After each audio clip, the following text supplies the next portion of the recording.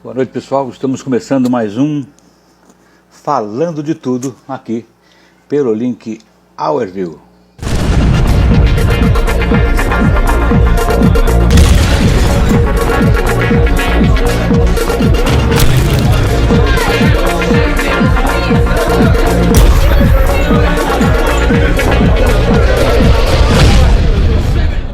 Voa lá. Se derrubar, Se derrubar é pênalti. Falar nisso, ontem o Botafogo reclamou de pênalti contra o Fluminense. A bola defendida pelo goleiro. Né? não achei, não foi pênalti, mas Foi pressão de nada. último minuto, né? Pressão de desespero, né? Rola aquele último minuto, aí rola uma pressão no árbitro, né? Mas achei um jogo assim muito frio, né? Muito frio. Sem torcida, pra que voltar, meu Deus? Forçação de barra. Né? Acho que é Nem, por causa da Globo, lance de transmissão, né? nem os jogadores queriam jogar. Ninguém quer jogar, ninguém quer assistir. Não, eu até Nem eles assisti. jogam. Um jogo muito morno, assim, um jogo muito desinteressante, né? Olha, eu tava num evento agora, familiar, e deu 21h47, falei, deixa eu sair correndo que eu vou fazer minha live. Uhum. Porque, bom, primeiro porque bater papo contigo é muito bom, né? E Verdade. interagir com a nossa turma é muito legal. Da mesma forma, Jansen. E a gente está recheado de assunto, mas eu quero continuar nessa questão do esporte, porque eu assisti também a Fórmula 1 pela manhã, né? Uhum. E a Fórmula 1, de certa forma, ainda que também sem público, mas a torcida interage pouco, ou melhor, influencia pouco no resultado, né? O cara passa ali... Você, por exemplo, tu já assistiu alguma corrida de Fórmula 1 ao vivo? Já, lá em loco, já no circuito, já assisti. Eu já assisti aqui? Lá em Interlagos, né? Vou assistir aqui. Assisti aqui também. Eu sou velhinho, né? Assisti aqui. E assisti em Interlagos. Quer dizer, é muito pouco interativo. A gente torce, lógico, a gente vibra muito, mas o piloto é muito pouco influenciado pela torcida, porque ele está ali 360 por hora, ao final da reta, ele não está vendo ninguém gritar o nome dele nem nada, o barulho do motor é ensurdecedor, e ele está ali na adrenalina da direção, né? Além disso, a Fórmula 1 também sofre muita pressão por conta dos patrocínios tecnológicos, né? Cada carro ali tem muita tecnologia embarcada, está testando para as montadoras, né? Testando suspensão ativa, testando tudo que chega nos nossos carros é testado primeiro na Fórmula 1. Então ali você tem um banco de prova, né? Na verdade, da tecnologia que é embarcada nos veículos que a gente usa no dia a dia da vida da gente. Agora, no futebol, a torcida é parte do espetáculo. Agora, não é só ali, não são só os 22 que estão em campo. Mas tem a ver com aquela nossa conversa anterior. Cada vez menos ela é parte do espetáculo, né? Quando a FIFA faz aquela obra que deixa o Maracanã com 60 mil, um estádio que já comportou 200 mil, um estádio que já teve um setor popular, como a gente comentou, da geral, você está restringindo essa questão de audiência presencial, né? E é por isso mesmo que já perdeu muito do apelo popular e do interesse popular no futebol à medida que a torcida vai se tornando cada vez menos importante no espetáculo por conta dos interesses econômicos. Mas não deixa de perder o incentivo, porque a torcida faz parte do resultado, né? Você, como eu, deve ter sido peladeiro. E o futebol também, ele vem perdendo uma coisa assim que pouco se fala, que é a questão assim que a gente comentava também anteriormente, que é o entendimento competitivo dessa questão, por exemplo, da identidade com o clube. Porque os jogadores, eles não têm mais nenhum tipo de vínculo com o clube. Então isso perde muito a essência da torcida. Pouco se fala sobre isso, porque fala-se muito da questão comercial e tal, mas eu volto. Quando você vai analisar, por exemplo, um futebol americano, você vai analisar um basquete americano, uma liga americana de futebol, a NFL ou a NBA, existem cláusulas que dificultam essa, vamos dizer assim, sentido mercenário da troca de jogadores. Porque você não valoriza só quem é mais rico. Sim. Você pode ser mais rico, E isso vai te dar um handicap para você ter um time mais competitivo. Mas existem cláusulas que dificultam isso, tornando o esporte mais identificado com a sua torcida. Então, por exemplo, o Michael Jordan, por exemplo, que é o maior atleta da história da NBA, ele só jogou no Chicago Bulls. Então, isso traz o ídolo. O ídolo valoriza o esporte. Uhum. O esporte valoriza o sentimento do torcedor. Mas isso aqui, ó. E você está falando do Michael Jordan, eu vou pegar um exemplo também bastante icônico no futebol. O Pelé, durante todo o tempo da sua carreira, só jogou pelo Santos. Ele só foi jogar no Cosmo depois que já tinha parado, aí voltou só para uma questão de... O Garrincha do Botafogo também, final de carreira jogou em outros clubes, mas 90% da sua carreira foi no Botafogo, né? Nós estamos falando de uma época em que o futebol tinha um apelo emocional muito forte, né? O maior ídolo do Flamengo até hoje é o Zico e só jogou no Flamengo. Roberto Dinamite, no Vasco, quer dizer... E aí pouco se analisa isso. Boa noite, Renata. Obrigado pela presença aí, sempre presente. Já que você deu boa noite para Renata, deixa eu aproveitar para dar boa noite também para Elisete Marques, minha mamãe, que está assistindo a gente. Legal. Para a Francileide, né? Para o Rafael Gomes, está aí também com a gente. E tem mais gente aqui atrás, a Tânia Costa, o Ailton. Vamos dando abraço aí para o pessoal que está chegando. Agora, você gostou da surpresa que eu te fiz no programa?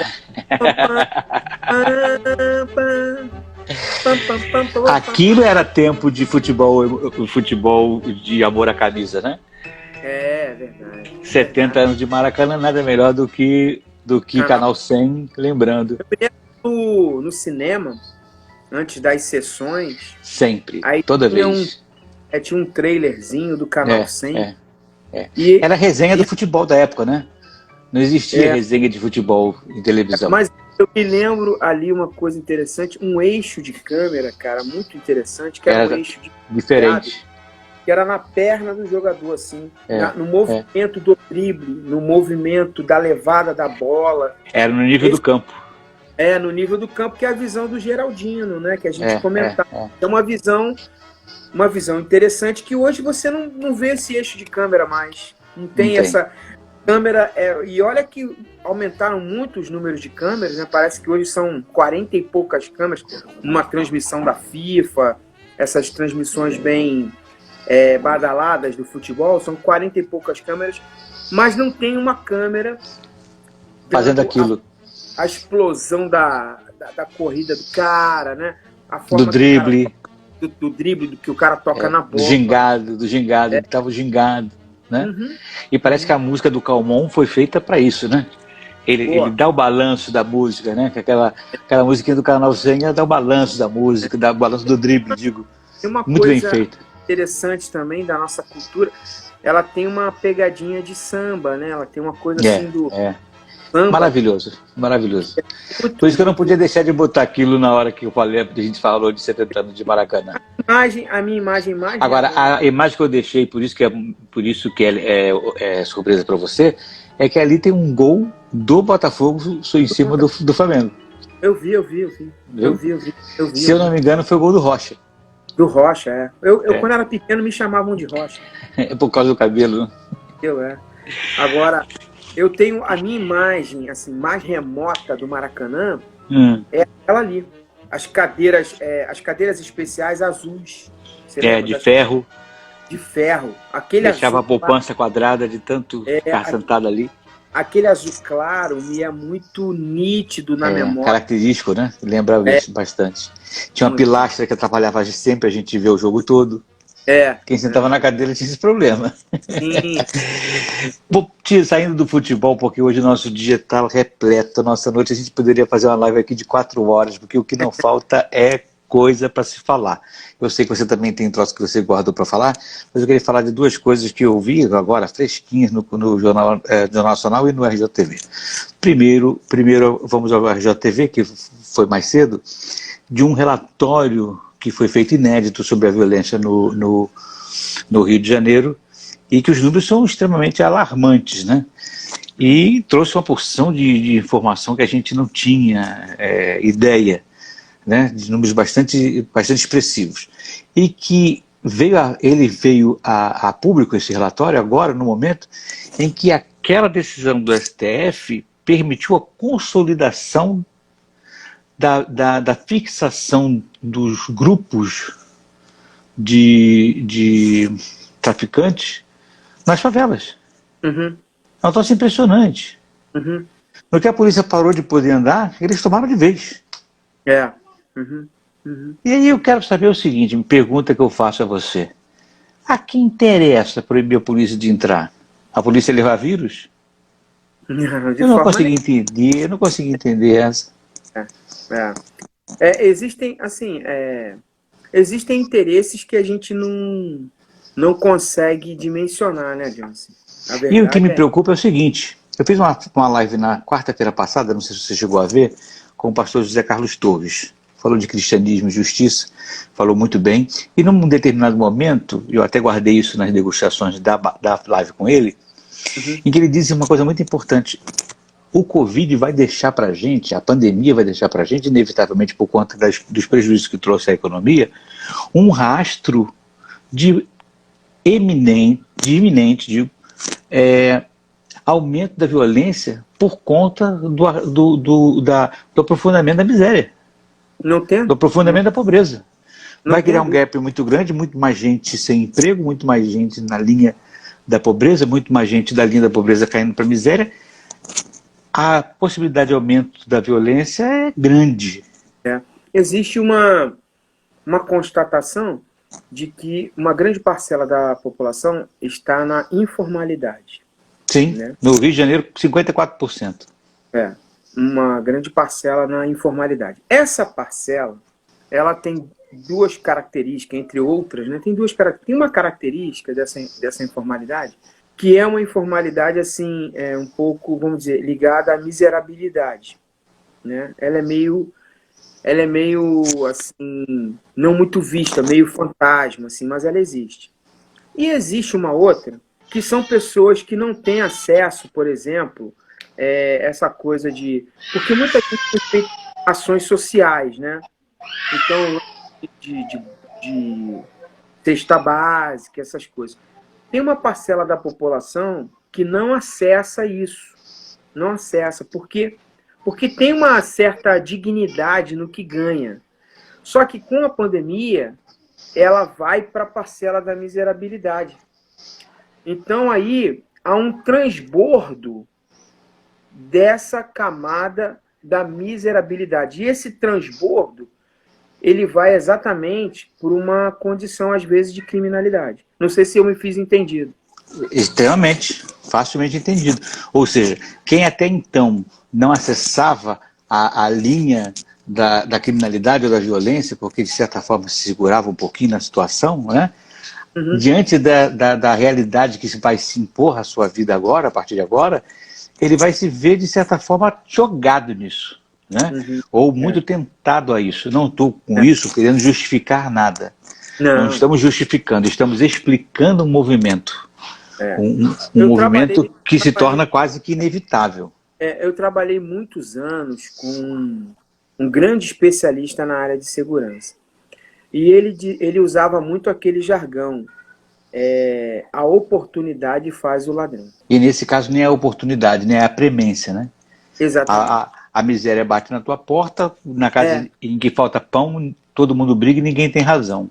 O camarada que jamais pensou numa coisa dessa, ou jamais pensou em fazer absolutamente nada, diante da situação de ver a sua família passando fome, ele não vai fazer grande coisa, não precisa nem fazer grande coisa. Ele entra no supermercado e pega um troço qualquer escondido. Eu sei que não um pacote de fralda, um troço... Eu sei que não estou justificando, mas diante da necessidade ele vai agir. Eu sei que não é o nosso assunto, mas outro dia eu via um documentário sobre a Amazônia na questão ambiental, que é uma questão também que ultimamente eu tenho ouvido falar muito. Inclusive o ministro está sendo indicado pelo STF a ser retirado por impobridade, né? E eu estava vendo um documentário, e esse documentário ele falava de 3 segmentos, né? Os índios, os madeireiros e os garimpeiros. Rapaz, se você for ver pelo ponto de vista de cada um, você não consegue ter uma opinião. Porque quando você olha só por um lado e você não vê a condição que o outro vive, porque não é dado, às vezes, uma condição alternativa para aquele trabalhador. Uhum. Então, o cara de lá, o ribeirinho, que aqui a gente acha que é o defensor de não cortar as árvores, conversa com o ribeirinho, que é sustentado pelas madeireiras, para ver se ele é a favor de não cortar as árvores. Pois é. Entendeu? Porque ele fica sem oportunidade. Ele fica sem oportunidade. Então, Ou seja, parece que é um mecanismo que carrega as pessoas, empurra as pessoas para a clandestinidade e para o crime. Né? O mecanismo é engendrado de uma maneira que quem não bate leva. Exatamente. Você foge de um e cai no outro. Fiquei assim com o coração assim muito na pureza de querer entender, sabe? E vou te ser muito sincero, eu pedi a Deus que abençoasse a vida desses povos. Porque é muito difícil, Jans. Muito difícil. Muito difícil. Difícil de você dizer quem está com a razão. Muito, muito, muito difícil. Porque o documentário era gringo, mas assim, com muita... Esses documentários ingleses, não sei se eu estou meio comprometido, não sei. Mas era um documentário com uma isenção, sabe? Coisa que a gente tem falado muito aqui, e a gente tem talvez esquecido essa palavra. Informação com isenção. Uhum. Então, o documentarista, ele tinha uma responsabilidade na isenção. Então, ele ia à busca da voz daquele povo que estava envolvido no assunto. Então, quando eu vi o ribeirinho envolvido na madeireira, ele falava, cara, esse é meu sustento. Aí, e embora ele tivesse isenção para não dar razão a ninguém, ele buscava as razões de que cada um defendia.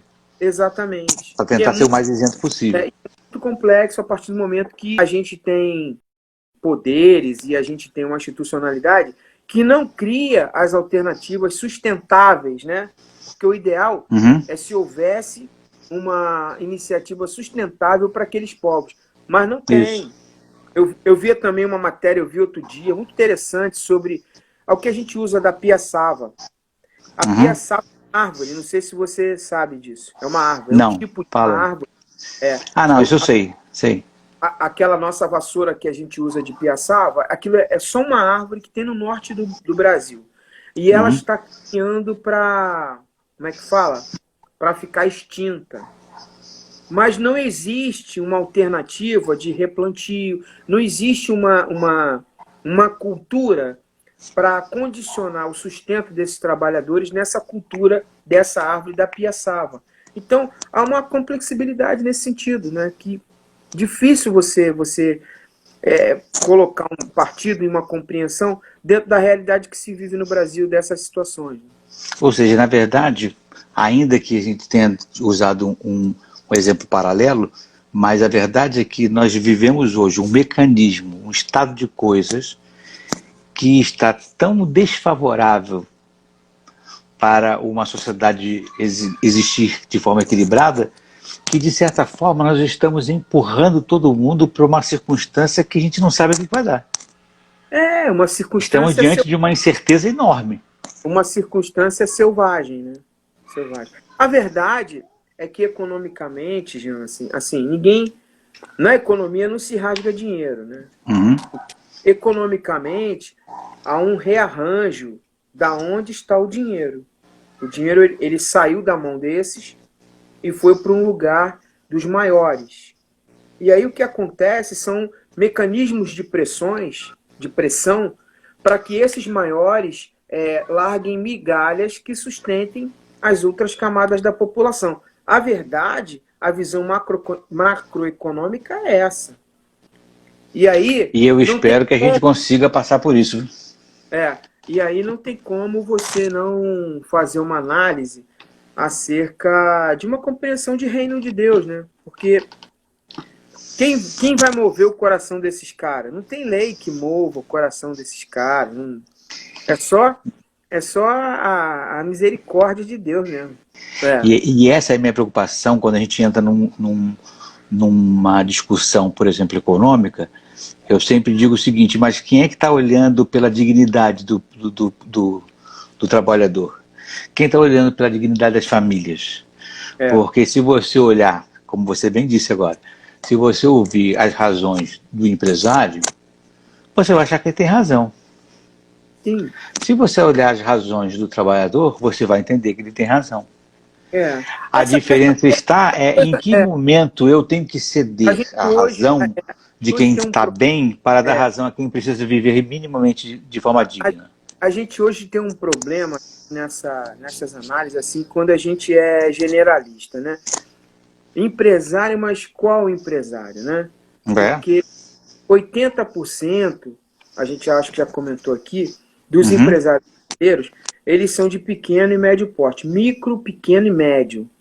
Mas quando a gente fala do empresário, é desse. Agora, tem uma camada de empresários, tipo 20%, que eles não pagam impostos, assim, porque eles são incentivados, entendeu? Eles, no sentido da pessoa física, ser atrelados às pessoas jurídicas, então eles são protegidos pela lei. Eles não são afetados, mas sempre a discussão, ela não pega esse detalhe, ela não aprofunda. Entendeu? Cara, eu estou preocupado. Eu estou preocupado aqui porque não sei por que cargas d'água, a minha bateria está desabando. Mas tu não tem um carregador, não? Não, eu estou com o carregador, mas está desabando. Mesmo com carregador. Eu vou fazer o seguinte, eu vou lá embaixo pegar um novo carregador e você segura a onda aí com a turma. Vai conversando com o pessoal que eu já volto aí. Ou você quer sair e quer entrar? Não, isso aí vai atrapalhar o pessoal que estava assistindo. O que vocês preferem que eu faça? Não, a gente fala para eles voltarem, tá tranquilo. Então tá bom. Então vamos lá. O problema é que depois eu vou ter que fazer dois filmes, né? Mas tudo bem, eu seguro a onda. Vai lá. Muito bem. Valeu. Estamos de volta. Estamos de volta. Conseguiu? Rapaz, cara, eu consegui, botei aí. Parece que agora fixou. Vamos ver se vai até o final, né? Eu estou aqui evitando tocar no fio, porque parece que está com uma certa perda de contato, na verdade, com o aparelho. Mas você sabe para que serve a informática, não sabe? Sei não. Para resolver todos os problemas que nós nunca tivemos. Para resolver os problemas que nós nunca tivemos. Nunca tivemos. Você imagina há 20 anos atrás você se preocupando com o carregador do celular? Pô, não estava se preocupando em fazer live? Não estava. Nem com celular, cara. Eu vivi muito tempo sem celular. A maior parte da minha vida foi sem celular. Sem celular. Hoje é inimaginável viver sem celular, né? Aliás, às vezes eu fico me imaginando como eu consegui viver até aqui sem o celular. É incrível, cara. Como nós conseguimos viver sem celular? É uma análise, um pensamento antropológico, assim, um negócio assim impressionante. Eu ouvi uma reportagem outro dia sobre tecnologia em que um daqueles especialistas, eu não entendo nada disso, um especialista dizia que hoje a tecnologia embarcada num celular é maior do que a tecnologia que tinha nas naves que foram à Lua na década de 60. Sim, é verdade. Hoje eu achei impressionante. Hoje um celular que uma criança tem, que às vezes o que a criança tem não é o de ponta, né? Mas o que a criança tem assim, de informação ali no HD de um celular é verdade. Maior que todo o conhecimento que o imperador Nero tinha para governar quase toda a face da Terra. O que demonstra de forma muito clara que conhecimento, melhor na verdade, informação, não conhecimento, tira a palavra conhecimento, informação não significa sabedoria. Não mesmo. Você não vai saber como usar o que você conhece. Aquilo que a gente comentava, até a capacidade de você buscar informação é uma capacidade hoje inexistente muitas vezes. As pessoas têm acesso, mas elas não têm a capacidade de se informar para desenvolver conhecimento. Não tem essa capacidade. Ou saber manusear ou manipular as informações que vai ter. Manipular no sentido de manejo, não no sentido de orquestrar, né? Mas de manejar com a E outra coisa é que muito boa parte das informações, elas são irrelevantes. Muita coisa. Agora vamos voltar aqui para os papos da nossa live, para a gente continuar no nosso trabalho. Eu tenho aqui uma informação bastante interessante. Segundo o Jornal Nacional, mas eu já estava fazendo isso muito antes, hoje nas agências de notícia, existe um grupo de 239 pesquisadores, e 239 pesquisadores você acha que é um número grande, né? Mas na verdade não é, né?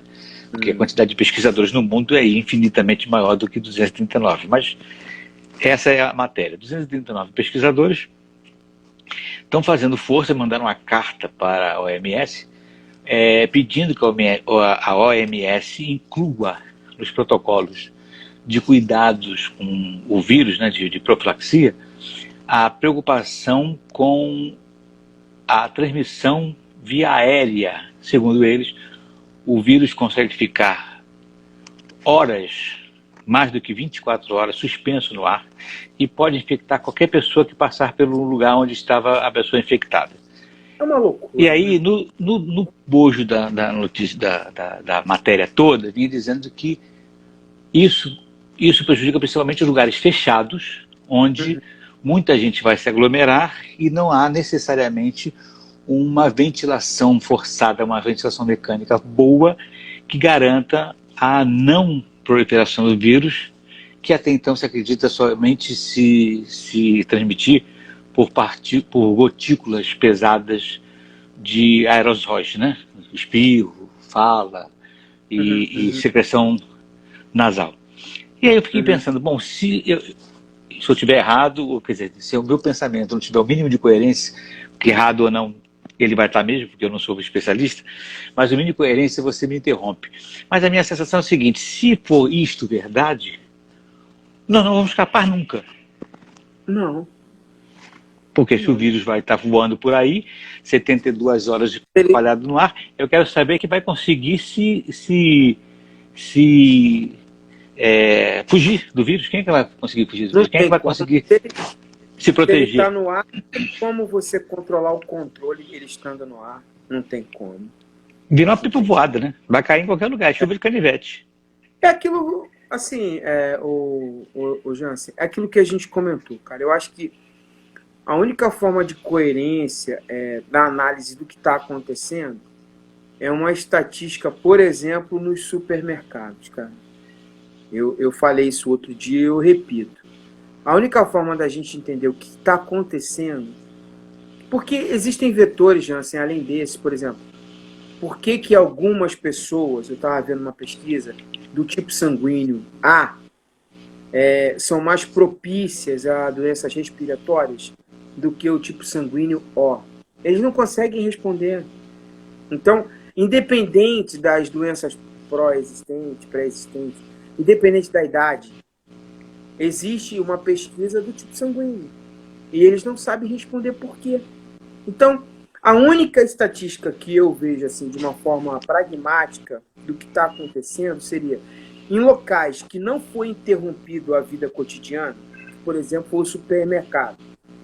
O supermercado tem gente que está lá todo dia, que são os funcionários, e tem gente que está indo lá de fora, indo de forma eventual.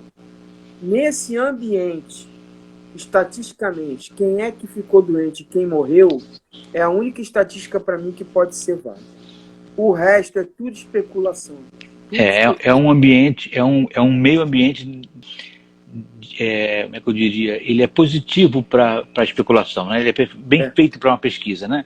Porque ele funcionou durante o tempo todo, não houve ninguém afastado. Isso. O que aconteceu aqui durante esse período? E tem uma... Os idosos geralmente não trabalham no supermercado. Sim. Então, isso é um fator também que daria para fazer uma análise naquela faixa etária, que é a faixa etária dos funcionários de supermercado. E durante esse período, os idosos aposentados que costumavam o tempo todo estar dentro do supermercado foram presos dentro de casa, ficaram presos dentro de casa, então a entrada de idoso ali naquele momento também foi menor. Então, de certa forma, a gente vai calibrando a mira para o que deu certo e o que não daria certo. Né? Aí vem aquela história da polarização do que a gente está vivendo, que não há interesse, gente. Não há interesse.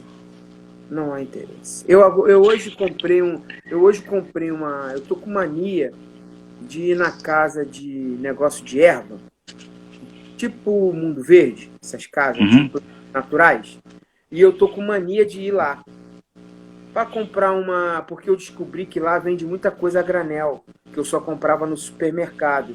Uhum. Além da questão de ser mais industrializado, tem a questão de ser mais barato. Eu não sabia disso. Eu descobri isso na pandemia. Então, por exemplo, pimenta eu não compro mais no supermercado. Sal eu não compro mais no supermercado.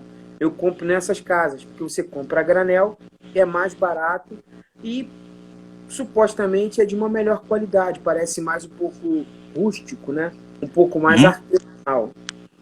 E aí eu tô com mania de comprar negócio de chá. Eu tô tomando um chá. Ô Jansen, numa sociedade capitalista, um chá que eu comprei hoje, mais de 200 gramas de chá, que custa R$ 2,80, e faz bem para uma série de coisas, ninguém vai querer que esse troço vá para frente. Numa sociedade capitalista, ele quer vender remédio, né? É verdade. Então, tipo assim, plano de saúde, hospital. Então, eu não sei quais são os interesses que estão realmente envolvidos em tudo que está acontecendo. E olha, você não está muito longe. Não, você não está longe da realidade, porque você veja só, você tocou aí no caso dos planos de saúde, por exemplo, né?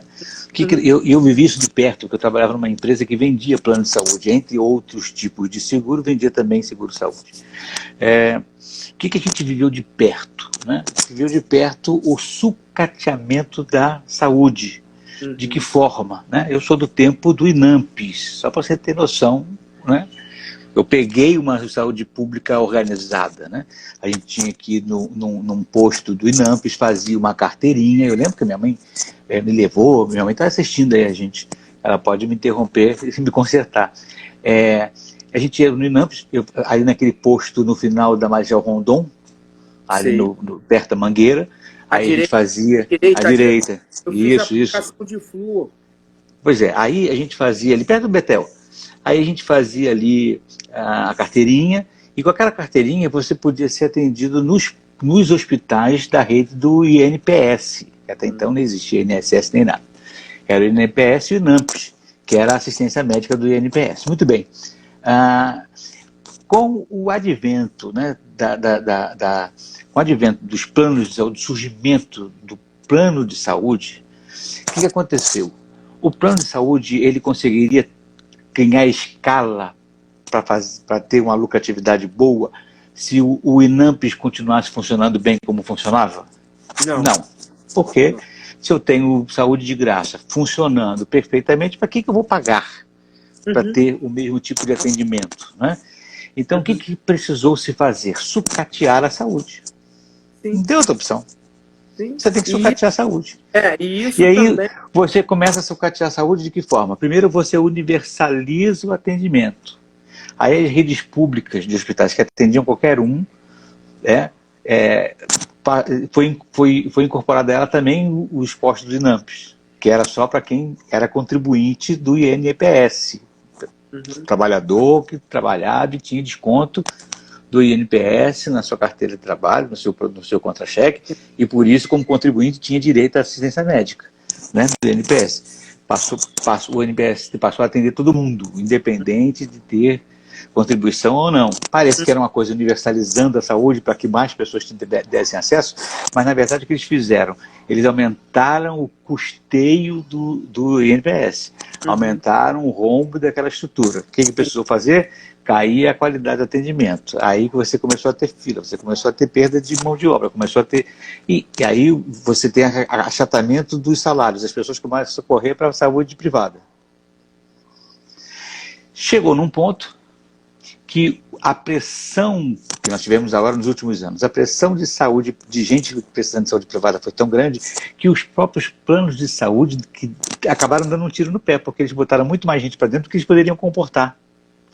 Gente de poder aquisitivo baixo, que paga plano barato.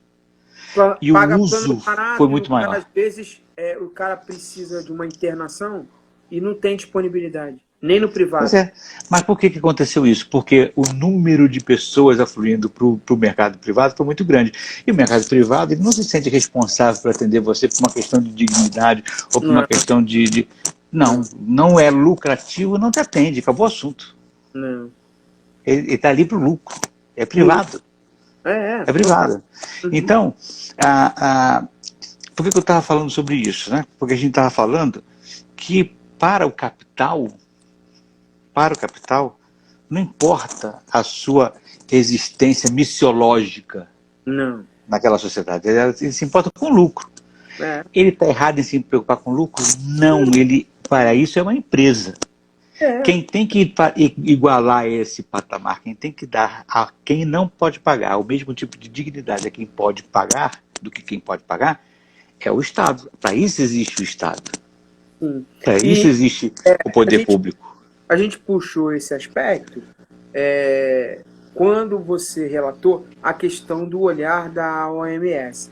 E a OMS, ela está sendo questionada pelos Estados Unidos, está sendo questionada em muitos momentos em que ela mesma deu uma resposta no primeiro momento e num segundo momento, como agora, ela dá uma recuou. outra...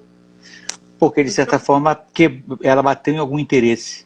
Isso. Ela bateu de frente com algum interesse capital que foi em cima dela. Como é que você vai dizer que isso pode, se você vai quebrar a minha empresa, você vai quebrar a minha indústria, você vai quebrar meus interesses? Né? Então nós vivemos, infelizmente, nós vivemos num mundo em que o interesse está acima das necessidades, da realidade do que pode ser solucionado. Uma reportagem, não foi a do Fantástico, não. Eu vi uma reportagem falando sobre os modelos das máscaras. E aí, perdão, os modelos das máscaras. E aí, chegava ao fim da reportagem, o melhor modelo e mais assim, aperfeiçoado para a questão do que está acontecendo de pandemia do coronavírus, é um modelo que só a China que fabrica. Legal. Bacana. Entendeu? Eu que uso máscara by sogra, que é minha sogra que produziu, estou perdido, né? Vou morrer. Pois é, entendeu? Aí você fica imaginando que tipo de interesse o cara desenvolve uma matéria dessa, entendeu? Eu não sei, eu sinceramente não sei. Não sei porque, sabe, não sei. No que a gente está vivendo de informações, de fake news, de interesse, de polarização, eu não sei te responder. E nessa esteira foi que eu volto ao assunto da questão do vírus estar espalhado no ar. A matéria vinha dizendo exatamente assim: para poder termos segurança de que não seremos infectados, não basta apenas cuidar das superfícies e do contato, da proximidade do contato. Precisa também haver uma ventilação forçada, mecânica, poderosa. As empresas precisam trocar e colocar melhores ar-condicionados centrais. Eu vou estar querendo vender ar-condicionado. A minha mãe, ela foi internada com Covid num hospital privado. E o médico falou o seguinte: chegou no momento, ela estava lá 3, 4 dias, ela estava sendo avaliada a cada dia, sendo acompanhada para ver a necessidade da urgência dela ir para o CTI e ela ficar num respirador. É o oxímetro, né? Hã? Era medido o oxímetro dela, tal, essas coisas todas. O oxímetro. Todos os dias, em vários horários, ver a capacidade respiratória que foi comprometida do pulmão. A partir dessa avaliação, você vai para o CTI, para o respirador. O respirador, no aspecto econômico da aquisição, é o grande vilão ou benfeitor no tratamento do Covid, né? No nosso caso aqui foi o grande vilão. Grande vilão por causa da questão das falcatruas, né? O covidão. De propina e tal, essa coisa toda. Mas o elemento respirador, ele é o elemento em voga mais importante de tudo que a gente está vivendo, né? É hidrocloroquina no tratamento e respirador quando a questão está muito grave, né? Muito bem. Chegou um determinado momento, chegou um dia lá, um dia D, que o cara falou: ó, hoje a gente vai decidir se a sua mãe vai para o CTI, para o respirador ou não. E eu aqui orando, né, pedindo a Deus que abençoasse, que cuidasse e tal. Aí veio o veredito final, falou: ó, ela não vai. Aí eu falei assim, aí eu fiquei triste, né? Aí eu falei: caramba, ela não vai, cara, porque não tem vaga. Aí ele falou assim: não, até teria uma vaga, mas o meu diagnóstico é que ela não precisa. Aí eu falei: poxa, mas ficou tantos dias na dúvida, não era melhor ir? Aí ele olhou assim para mim e falou assim, ele deu um sorrisinho e falou assim, deixa eu te falar uma coisa em segredo, é melhor ela não ir. Aí eu falei, por quê? Primeiro, que a dose viral que está no CTI Carga é viral. muito alta. É Carga muito viral. alta. Carga É viral muito verdade. alta. Segundo, que o respirador não existe uma tese de que ele é bom no tratamento. Eu falei, caramba, peraí, me explica isso aí, doutor. Como é que é É. isso? Aí ele falou assim, é porque é o seguinte, o respirador, ele meio que fica retroalimentando aquele teu ar ali que já está contaminado. É claro que tem a intervenção da medicação, mas não se tem uma resposta efetiva se essa retroalimentação do próprio respirador Não piora. é o ideal no tratamento. Isso não tem uma tese fechada sobre isso. Pô, então, Jansen, você tá... Ele resolve um sintoma urgente que é a falta de ar. Isso, Mas isso. ele Mas em relação pode acelerar o ao próprio processo COVID, em viral. relação à expansão do próprio Covid, não há uma assertividade de que ele seja É, bom. eu já ouvi Então, isso também. sabe, é isso que eu estou dando meu depoimento. Cara, tudo é muito subjetivo, tudo é muito relativo, entendeu? A verdade, Lincoln, é que ninguém tem uma palavra final nesse processo até agora. Não existe. Não. O mundo foi pego de surpresa, né? As competências, as competências das autoridades de saúde do mundo inteiro foram pegas de surpresa. Ninguém tem a informação correta. Os pesquisadores são os que estão mais próximos disso e eles são os primeiros a dizerem que ainda não há uma certeza de absolutamente nada. Quando você chega e entende, e você chega e percebe que cientistas entendem que eles não conseguem ter uma informação final segura, você não pode lacrar com a informação, você não pode ter certeza de absolutamente nada. Então, assim, o que a gente tem hoje são flutuações claramente movimentadas por conta de interesses. Seja dos laboratórios, seja de quem vendeu ou vende, fabricante de respiradores, de EPI e tudo mais. Né? A máscara nem tanto, porque a máscara, o valor dela é tão ínfimo que tu tem que vender uma quantidade de máscara tão absurda e você tem uma quantidade tão grande de gente produzindo máscara em casa, né? Que o cara da máscara não está ganhando dinheiro demais, né? Mas o respirador custa 70 mil reais, né? Fica uma... Custava, foi comprado a 250. Agora, fica uma fala minha no sentido.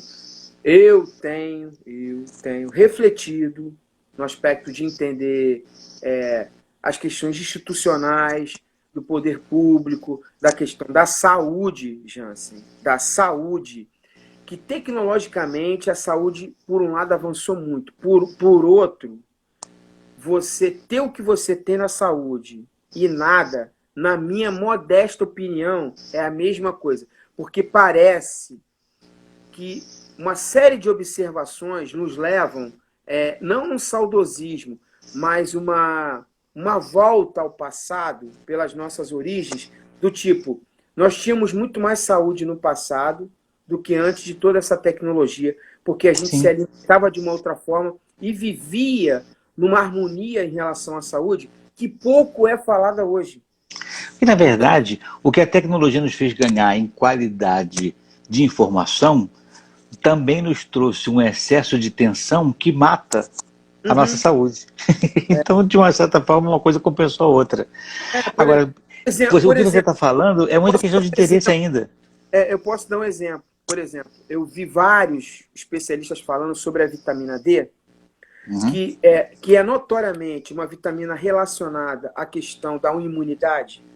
Imunidade está relacionada à vitamina D. A vitamina D, por exemplo, está relacionada ao sol, a você pegar sol. Então, você ficando dentro de casa, ninguém fez uma avaliação que ficando dentro de casa, você está suscetível a uma imunidade mais baixa. E com isso, a doença avançar. Então, até que ponto não sair de casa é bom ou é ruim? Depende. Depende, porque se você não tiver uma disciplina de como eu tenho, por exemplo, eu saio com meu filhinho aqui todas as manhãs, a partir das 10 horas, e a partir das 10, tem isso também, porque a minha vida toda, claro, sempre me falaram, o sol bom é até as 10. Agora os caras já falaram, não, o A sol bom é partir das 10. a partir das 10. É uma loucura, é uma loucura. Aí eu Ô, saio... Lincoln, eu sou do tempo que diz que a gente comia ovo para ficar forte. Sim. Na minha infância e início de adolescência. Uhum. Aí, num determinado momento, o ovo se tornou o vilão, né, do colesterol, triglicerídeos, não sei o que, aquela coisa toda. Aboliu o ovo totalmente. Aí, a coisa de uns 6, 7 anos atrás, o ovo voltou a ser a estrela da alimentação, e tem gente aí dizendo que come 8, 9, 10 ovos por dia e tal. Então, o que na verdade a gente vive é sempre flutuando de acordo com os interesses de quem está pagando, quem gera informação. Você lembra, você não lembra, porque você não era nascido, na verdade nem eu também era nascido, mas eu sei muito bem dessa história, quando a erva mate chegou no Brasil, né, trazida e plantada no interior de São Paulo pelos japoneses, e ganhou muito mercado, os fabricantes de café começaram a dizer que mate causava impotência masculina. É broxante, Aí o pessoal, não toma não, que você vai fazer, que ir plantando, são as primeiras fake news de que se tem notícia, né? Porque o interesse gera a disseminação da informação. Então, em determinado momento, alguém está ganhando muito dinheiro com ovo, queima o ovo. Agora o ovo volta o ovo, né? Então, e eu vivi isso, trabalhei numa empresa eu trabalhei numa indústria em que ela detinha as duas maiores marcas de um mesmo segmento de produto, não vou falar porque fica mais fácil de todo mundo saber, mas ela detinha as principais marcas, as duas marcas eram dela. Então, ora, ela botava uma para cima, ora, ela botava a outra para cima. Aí, para fazer essa alternância, o que ela gerava? Ela mesma gerava certo descrédito na marca tal, ela caía e levantava outra. Entendi. Aí, daqui a pouco ela jogava na outra e caía, assim ela ia flutuando e se mantinha no mercado. Como a dona de tudo. Então, isso é muito claro. A gente vive hoje, primeiro que se a gente for levar isso a sério, a gente vai ter que andar com o manual de sobrevivência, né? Isso pode, se não pode, só até as 10? É até as 10 ou é depois das 10, ô Clotilde? Você vai ter que sair perguntando, né? E aí você não sabe, aí não é antes, aí você vai fazer um simpósio para saber se é antes ou depois das 10. E não vai mudar nada, porque de certa forma ninguém sabe. Ninguém sabe, porque na verdade não sabe de quem vem o interesse que diz que é antes ou que diz que é depois. Então nós vivemos, infelizmente, num mundo em que as informações hoje, elas determinam o que vai agradar a quem banca. Sim, a quem paga a conta. E quem paga a conta define qual é o interesse que vai ser divulgado. Exatamente. Isso é complicado. Isso em todos os aspectos. É na política, é nos esportes, é na saúde, em todos os lugares. Em todos os lugares. E aí, nesse aspecto, é que eu digo que a gente precisaria, e eu acho que isso é uma utopia, o que eu vou falar é uma utopia, na minha opinião, tá? Mas o que a gente precisaria era de um Estado forte o bastante para ser capaz de andar incólume aos ataques dos interesses. O que é inevitável, o que é impossível, o que não existe, né? Mas precisaria ser pelo menos crível, né? Ele precisaria ser pelo menos crível, mas não é. E principalmente no Brasil não é. Não sei se no Brasil é o pior deles, mas no Brasil a gente sofre muito isso. Porque a gente não consegue ter um Estado que, independente das pressões, caminha para o mesmo lado. Eu não sei se no Brasil é o pior, porque também a gente tem muito esse complexo de inferioridade, né, que o Nelson Rodrigues falava, do complexo de vira-lata. Mas quando você analisa outras sociedades de outros países, principalmente países que têm um regime ditatorial, os regimes ditatoriais, assim, não existe nem essa briga, né? Porque aqui, por exemplo, existe uma briga às vezes. A polarização a gente pode criticar, não é um ambiente saudável, mas a polarização, ela deixa, tipo assim, faz com que algumas situações sejam expostas, algumas situações são questionáveis. Em regimes ditatoriais, isso não é nem questionado. Não Né? tem polarização, é um lado só. Não há polarização. Então, há um interesse. Se aquele interesse for saudável, beleza. Mas a gente sabe que o ser humano, ele é corruptível e ele é de um DNA que tem malignidade. Então, quando ele vai por uma faceta, daqui a pouco, de interesse dele próprio, aí o negócio vai para um lado só e que se dane o restante. Aqui, pelo menos, existe uma disputa, né? Uma disputa, às vezes hegemônica e tal, monopolista. Uma disputa pela tua alma consumidora.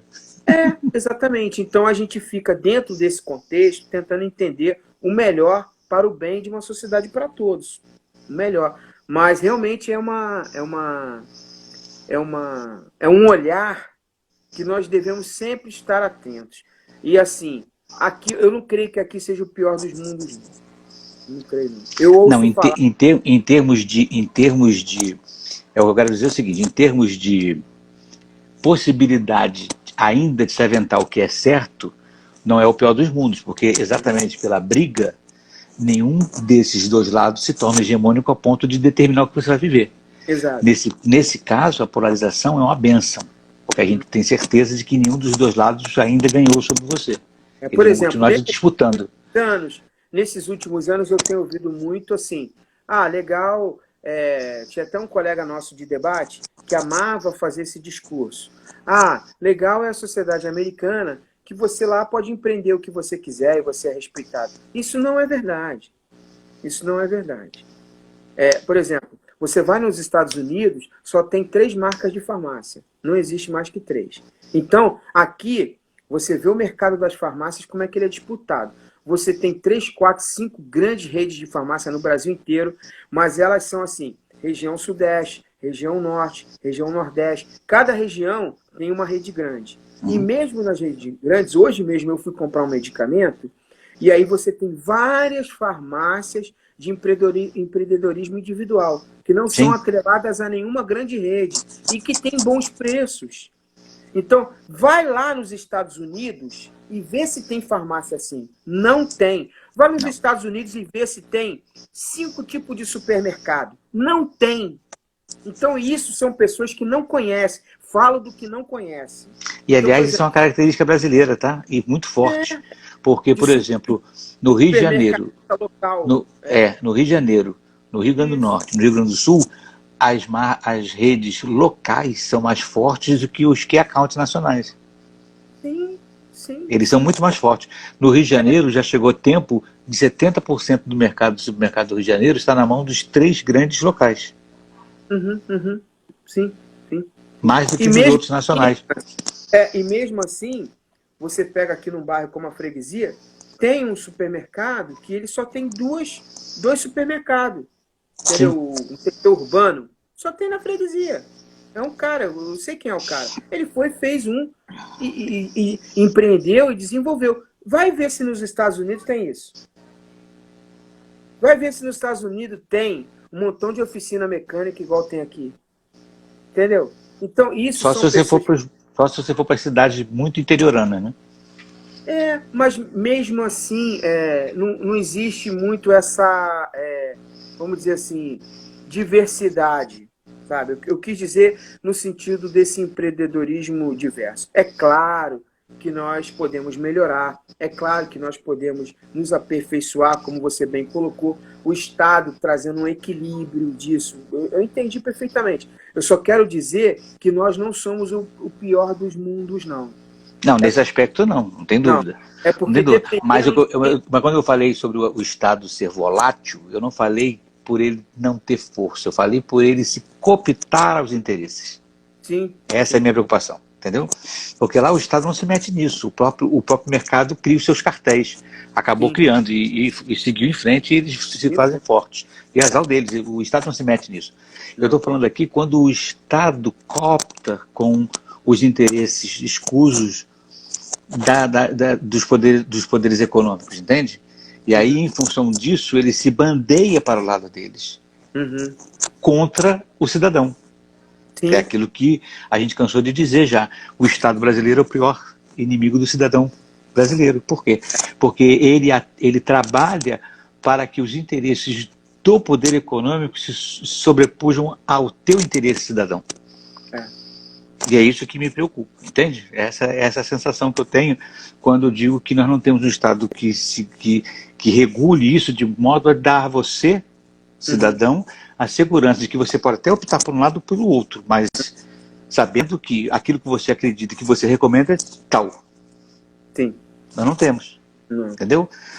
A pandemia deixou isso muito claro para a gente, né? Você tem um município dizendo uma coisa, um Estado dizendo outra, e a União dizendo terceira coisa. Aqui no Rio de Janeiro, por exemplo, é uma impressão minha, né? Não quero que a impressão seja igual para todo mundo, mas é a impressão minha que, por pior que a gente sempre tivesse dito que eu não gostava muito da administração do prefeito, por exemplo, né? Mas me parece que no momento da pandemia ele foi o que teve menos problema, ele foi o mais equilibrado de todos. O prefeito do Rio, por incrível que pareça. Me pareceu que ele teve as melhores decisões, teve as melhores percepções das circunstâncias. A sensação que eu tenho é que ele se ouve melhor do que os outros dois, né? O outro está desaparecido, sofrendo processo de impeachment, ninguém sabe nem onde está, ele sumiu, né? Não vejo mais na mídia, sumiu. Nós estamos sem governo. Aliás, há décadas que estamos sem governo. E o presidente da República também na briga ideológica com a esquerda. E aí sobrou o prefeito, que de certa forma está garimpando ali, garimpando aqui, briga dali, mais ou menos equilibrou a coisa. Sim. Mas voltando para o nosso assunto, dentro ainda da pandemia, a minha preocupação é a seguinte: estamos começando a voltar. E aí eu percebi que a volta vai ser realmente complicada. Hoje, por exemplo, o pessoal aqui foi comprar algumas coisas na rua. O próprio movimento fora da pandemia já faz a gente perder o controle da higienização que a gente tinha antes. Por exemplo, tudo fechado, eu só saía para fazer a compra no mercadinho e voltar, então eu voltava, eu mesmo lavava tudo, eu mesmo guardava tudo, tinha certeza que o que chegou foi lavado, higienizado e tal. Quando mais de uma pessoa sai e vai para lugares diferentes e chega, você já não consegue garantir mais, porque você já não sabe mais onde eles foram, como eles trouxeram e quando chegaram, o que fizeram. Aí você é obrigado a dizer: você lavou essa mão, você lavou tal, você lavou o pote. Aí começa essa maluquice. Então, se não houvesse realmente um isolamento num determinado momento, que eu não sei exatamente qual seria o ideal, nós não conseguiríamos não conseguiríamos dar uma certa segurança ao processo de parar a contaminação pelo vírus. Porque não dá. Indo para a rua, a gente não consegue manter esse controle. Não tem. Hoje eu senti claramente isso. Só para você ter ideia, eu lavei a mão 6 vezes num espaço de 5 minutos. Porque toda hora eu estava tocando no troço que eu perguntava: ele lavou? Não lavei. Putz, de novo, lavou. Então, essa maluquice, eu estou analisando o meu dia a dia, você imagina a população inteira. E imagina numa casa que vive 10. Imagina você quando mandar teu filho para a creche ou para a escolinha. Tu garante que o garoto lá não tocou onde não devia? Não, tu consegue garantir? Não é criança. Aí tu vai chegar em casa, vai lavar o menino e tal, mas aí acontece que se ele já se contaminou, ele pode tomar o banho que tiver que tomar, daqui a alguns dias ele vai estar te contaminando. Eu sinceramente acho, Jansen, que então é uma maluquice. A gente já está mergulhado na parada, entendeu? Não tem a menor dúvida disso. E que está sendo desenvolvido cada um a sua imunidade em relação ao vírus. Muita gente foi assintomática. Essa é a minha opinião, entendeu? Eu acho que é a opinião que começa a ser comum a muita gente, sabia? Eu acho porque, diante da circunstância. Eu acho que essa retomada é exatamente isso que você falou. Há uma desordem nesse aspecto do controle da higienização das coisas. Quando eu começo a pensar nisso, eu fico pirado, assim, porque é como outro dia eu falei, eu fui na farmácia hoje e comprei um remédio, mas a caixa do remédio, eu não sei se eles higienizaram todas as caixas de remédio, né? Entendeu? Não sei. Eu limpo com água sanitária. Mas eu não sei. Eu borrifo. Eu não sei. Nesse tempo da farmácia técnica, se contaminou, se não contaminou. Você está entendendo? Não acredito. É uma loucura, é uma loucura. É uma loucura. Uma loucura. Eu acho que o grande lance é aquilo, eu volto na mesma tecla. A Rosa está dizendo que é exatamente isso. Eu acho que o grande lance é o que eu fiz hoje na loja onde eu fui. Eu fui comprar, sabe o quê? Eu fui comprar extrato de própolis. Porque eu sei que o extrato de própolis ele vai aumentar a minha imunidade. Essa foi minha atitude, entendeu? Agora, sabe qual é a minha atitude? Eu encho a cara de alho o dia inteiro. Pois é. Limão, alho, extrato de própolis. Gengibre. Entendeu? Entendeu? É a única forma que eu tenho de compreender, aumentar a minha imunidade e orar a Deus, né? Pedir a Deus que É isso que eu faço o tempo todo. Pedir muito a Deus que nos sustente, que nos mantenha sãos, porque não tem muito para onde fugir, não. É muito difícil. Olha, está nos assistindo aqui a Deise Oliveira, que faz comigo o Papo Essencial. Obrigado, Deise, pelo carinho, pela companhia. Deise, tem uma coisa, você é uma privilegiada, você ganha vídeo, você ganha elogio. Eu com o Jansen não ganho nada dessas coisas, cara. Eu já sei o que é, mas eu vou ficar quieto. Você ganhou hoje 4 vídeos de degustação. A Deise só tem 2. Você ganhou 4. Você agora pode me obrigar a fazer mais 2 para ela. Para a gente caminhar para o nosso final, amigão. Seu presidente está com Covid? Você soube que o presidente falou que pode estar com Covid? Foi o que eu acabei de perguntar a você. Desculpa. Seu presidente está com Covid ou não? Não, eu não sei. Parece que a febre deu uma febre de 38 graus. Mas eu acho que se ele tivesse que ter pego, ele já teria pego, porque ele ficou próximo de muita gente que estava com Covid, né? Então, não sei. Ao final do dia, ele tirou uma chapa, né? Ele fez uma chapa. Tu é velho, hein? Tirou uma chapa, tu é velho mesmo. É coisa antiga, né? Como é que chama? Eu não sei, raio-x. Fez uma radiografia. Uma radiografia do pulmão e demonstrou que o pulmão dele tá bom. Então, acho que pode ser outra coisa, assim. Não acredito que ele esteja, não. Mas se estiver, eu acho que não muda muita coisa. Não sei. Acho que não. Eu acho que, de certa forma, ele já se recolheu, já foi um grande negócio, né?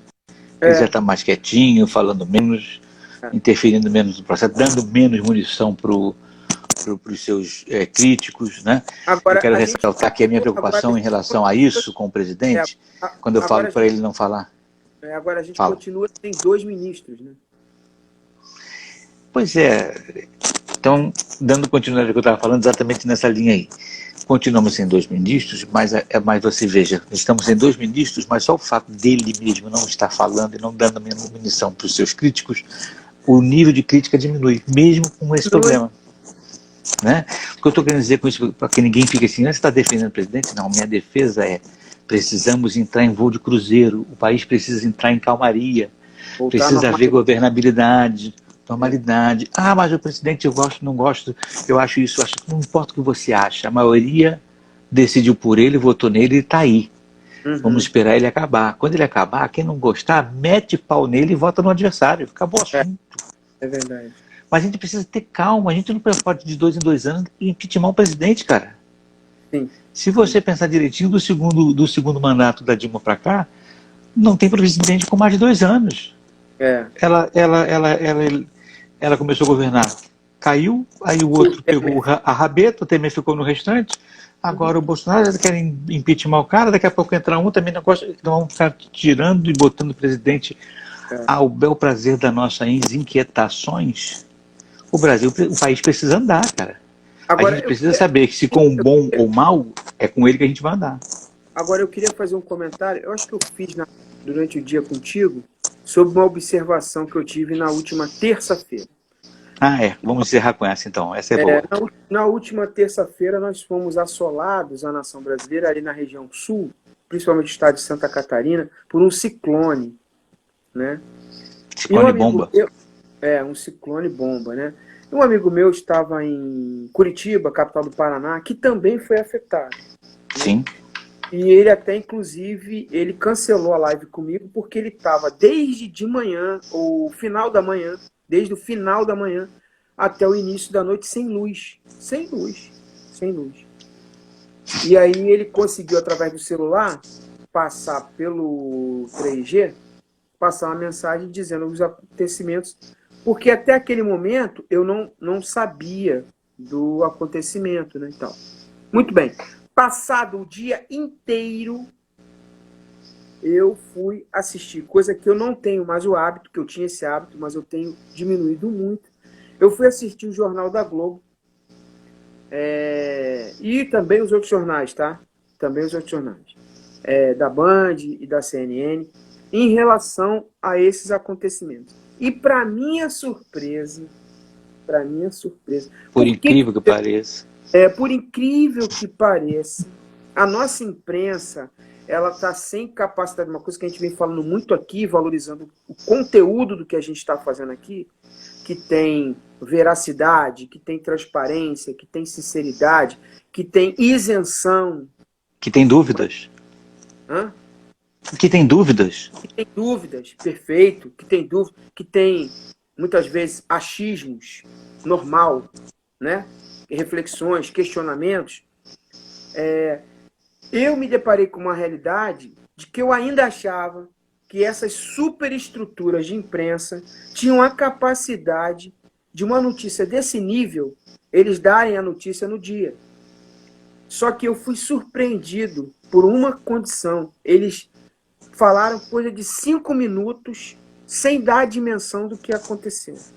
No domingo agora, quarta, quinta, sexta, sábado, 5 dias depois, 2020 que eu estou falando, hein? 5 dias depois, eles foram exibir as imagens catastróficas do que aconteceu em Santa Catarina. Isso tudo por quê? Por que, Lincoln, que você está falando isso? Por que eu estou falando isso? Porque isso é uma prova que os editoriais eles já estão gravados muito previamente do que vai ser noticiado. Os editoriais estão todos construídos independente do que está acontecendo. Os editoriais eles estão setorizados e polarizados.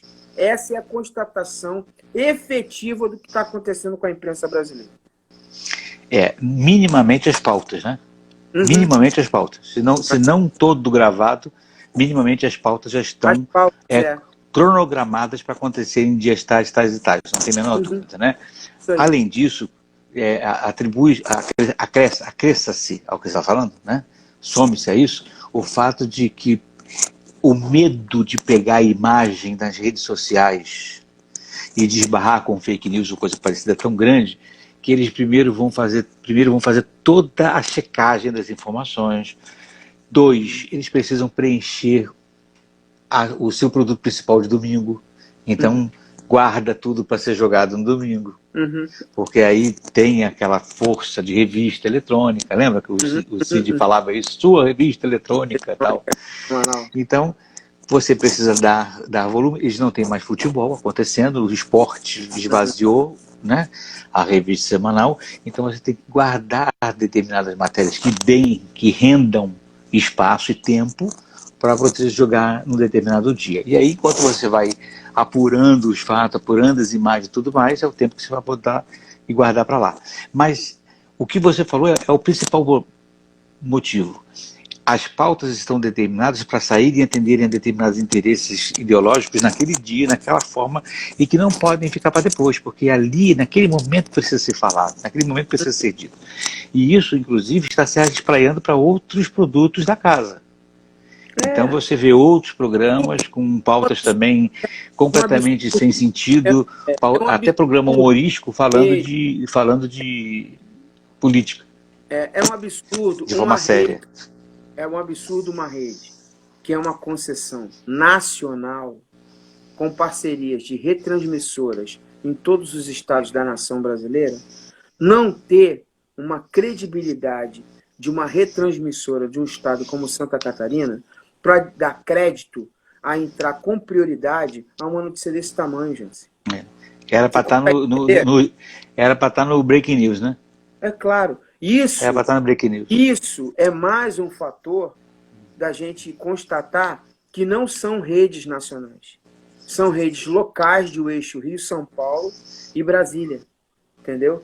Porque, na verdade, se você botar Rio, São Paulo e Brasília, você está falando politicamente e economicamente, com todo respeito a todos os estados da federação, você está falando de mais de 50% da importância do que está acontecendo economicamente e politicamente. E se você pegar a grade,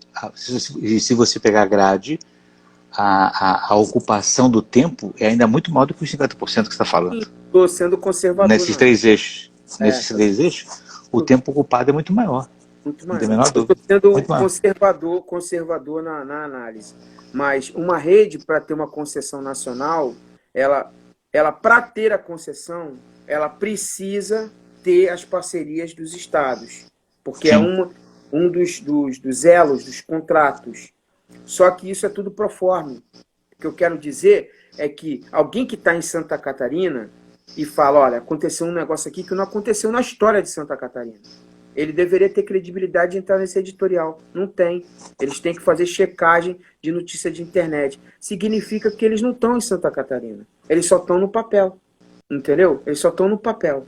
Porque, efetivamente, aquilo não manda matéria para a central. Não manda. Não produz conteúdo. Não produz conteúdo.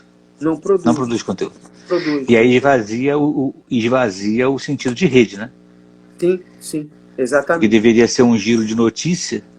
Se perde exatamente na manutenção do eixo de cobertura de interesse Sim. que se faz o tempo todo. Sim. Não tem a menor dúvida. Uhum. Para a gente terminar feliz da vida. Feliz da vida.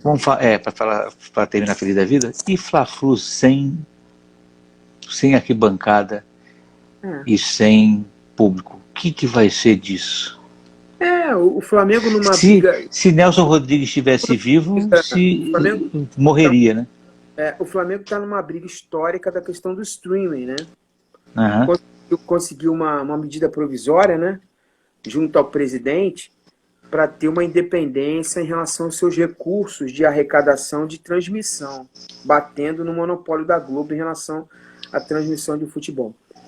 Isso é uma briga violenta que a gente não vai terminar com essa conversa aqui, porque o Flamengo ele meio que fez um voo solitário numa guerra gigante que ele não tem precedente no mundo de alguém que está ganhando essa guerra. O que eu quero dizer? O Barcelona, nem o Real Madrid, nem o Liverpool, nenhum desses grandes times da Europa, que são as maiores receitas do mundo, nenhum deles tem uma rede de streaming exclusiva para transmissão. E foi a briga que o Flamengo comprou, inclusive quebrando o contrato com a Globo para transmissão. Então, além de não ter público, é uma final do Campeonato Carioca que tem dúvidas sobre a negociação de transmissão, porque o Flamengo está quebrando o contrato. Ele fez um jogo, por exemplo, com o Boa Vista, em que ele tentou arrecadar R$10 pelo YouTube e não conseguiu, porque liberou restritivas de arrecadação. Então ele deu um tiro, como a gente brincava de batalha naval, né? Deu tiro e deu água. Então, não sei como é que vai ser o resultado final disso aí, não. E aí eu dizia o seguinte, Nelson Rodrigues, se fosse vivo, teria morrido agora de desgosto. Assistir a um Fla-Flu sem público. Sem público e sem uma garantia até de transmissão. Não sei como é que vai... É uma tristeza, né? Que ponto a gente está chegando nas coisas mais simples do mundo. Meu amigão, acho que falamos de muita coisa e por hoje falamos de tudo. É a proposta do nosso programa, né? Falar de tudo, porque a gente mete o dedo e mete a língua em tudo que precisa se meter e tudo que nos interessa. A proposta do programa é exatamente essa, a proposta da live é exatamente essa. A gente falar de uma maneira, ainda que superficial, mas dizer o que a gente acha, o que a gente pensa, as dúvidas que a gente tem e compartilhar com vocês que nos assistem, como também algumas pessoas aqui disseram, eu também penso assim, é exatamente isso. A gente quer exatamente dizer para vocês o seguinte, eu penso assim e você pensa como? A gente fala de tudo aqui, você fala de tudo aí, e é isso que é legal. Beijo para todos, beijo Lincoln, fique com Deus, um beijo na família aí. Obrigado, até semana que vem, se Deus quiser. Valeu, tchau, querido. Abração. Tchau. Tchau.